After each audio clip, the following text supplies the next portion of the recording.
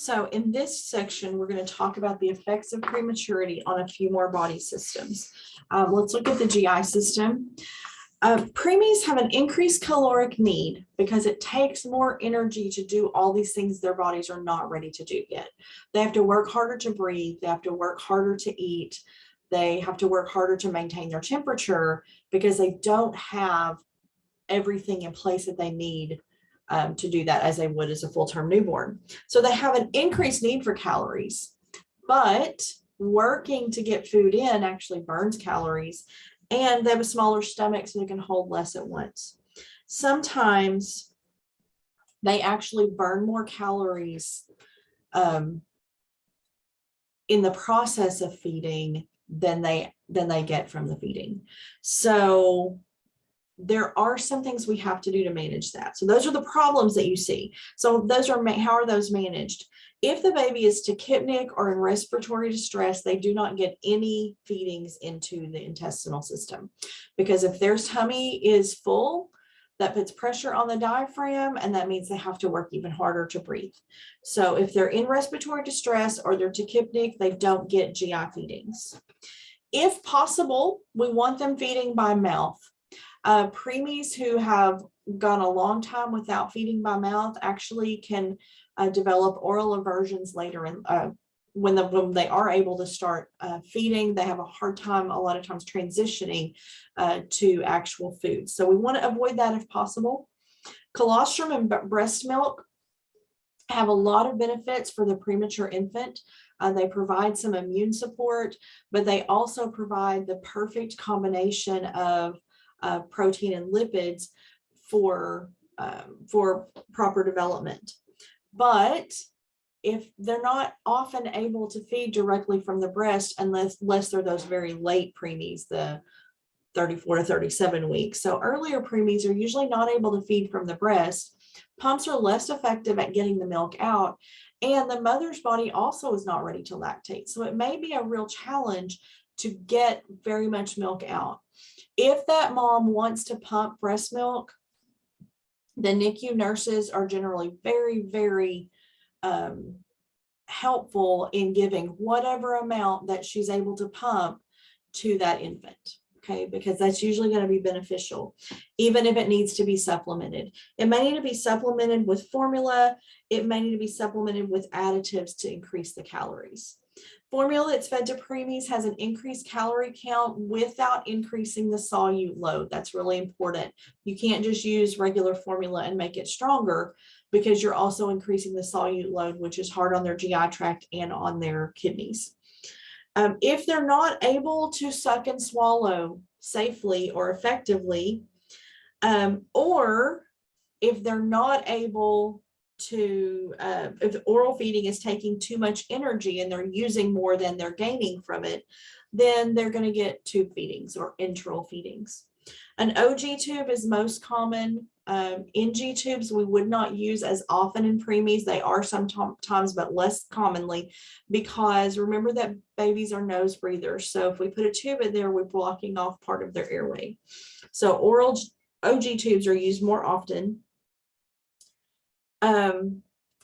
They have to be able to tolerate GI feeding. So their gut has to be able to tolerate GI feeding in order to use a tube.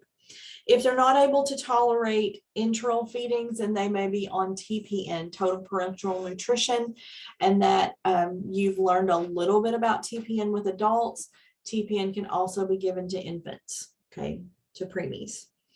If they're getting TPN because their gut can't tolerate full oral feedings, there has been some research into something called minimal enteral nutrition, in which tiny, tiny amounts of breast milk, sometimes formula, but more often colostrum or breast milk, are put into the GI tract to help it begin to wake up and be able to handle some feedings. As the infant improves, they're going to gradually transition that parenteral feeding to enteral. And then their enteral feeding is going to gradually be transitioned to oral feedings. They don't typically go from all G-tube feedings and then the next day they're all oral feedings. They typically are going to change over one feeding at a time, because it's still taking a lot more work for that baby to get the food in orally. Long-term premature infants frequently have feeding difficulties. Oral aversions are common. They may have a hard time putting things in their mouths, both because they're not getting food orally, but also all of the stimulation to their mouths as a premature infant in the NICU may be painful or noxious. They may not be getting any positive stimulation to the mouth. They're also not accustomed to getting oral feedings early on. And so it may take a little bit to get them used to that.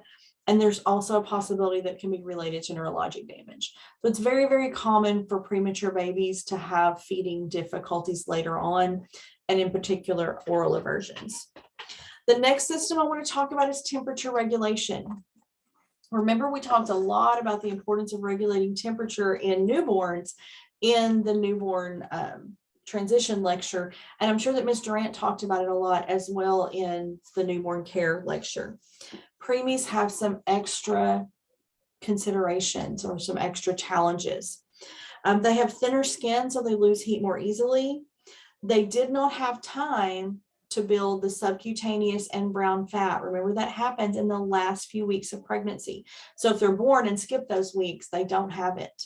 Remember that at birth, brown fat is metabolized to help that baby maintain body heat and conserve its energy and oxygen for other body functions.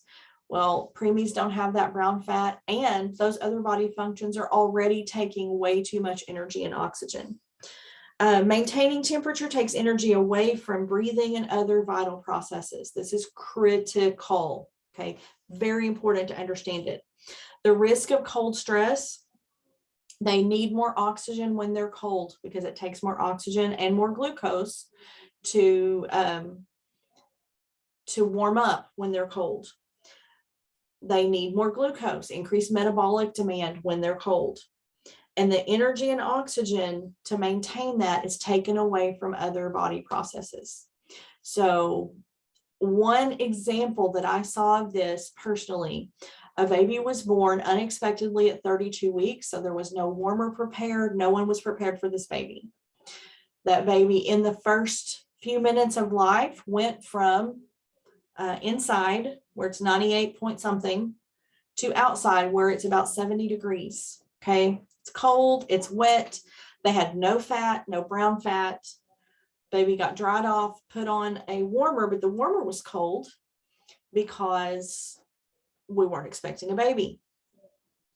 So the best we could do, because the baby had to be on the platform to be evaluated because it's a preemie, we've got to worry about breathing, is use warm blankets. So we used some warm blankets to provide some warmth for that baby. When that baby was first placed on that warmer with cold stress, the retractions were so deep, it looked like the breastbone was touching the backbone, okay? Because the energy to try to warm up was taking away energy the baby needed to breathe. And the oxygen demand of that cold stress was so severe. So warming the baby up actually decreased the respiratory distress.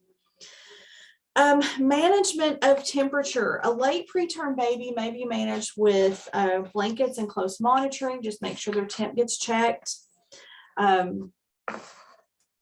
Babies who are preterm, who are a little more preterm, need to be generally on either an open warmer or in an enclosed incubator. The environment needs to be warm. Their heads need to be covered. Micro preemies are actually put in plastic bags, or their warmers are covered with plastic wrap to hold in the heat.